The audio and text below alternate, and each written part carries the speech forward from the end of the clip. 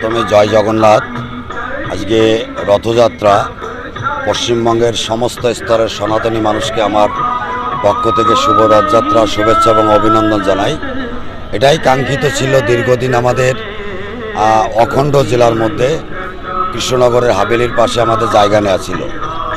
আজকের এই পবিত্র দিনে ভারতীয় জনতা পার্টির রাষ্ট্রীয় সাধারণ সম্পাদক সুনীল বনশালজি, পশ্চিমবঙ্গ প্রদেশ ভারতীয় জনতা পার্টির সভাপতি এবং ভারত সরকারের মন্ত্রী সুকান্ত মজুমদার, এছাড়া অমিতাভ চক্রবর্তী ওজিএস আসবেন, জেলার সভাপতি অর্জুনদা থাকবেন, আমাদের অত্যন্ত পুরানো কার্যকর্তা দীর্ঘদিনের আমাদের নেতৃত্ব মন্টুদা আছে, অনেকেই আছে।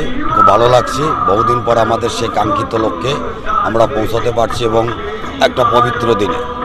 26-এর আগে এটা অফিস উদ্বোধন কতটা? একদম 26-এ সনাতনীরাই পশ্চিমবঙ্গে ভারতীয় জনতা পার্টিকে সরকারে আনবে, রাষ্ট্রবাদী সরকার তৈরি হবে।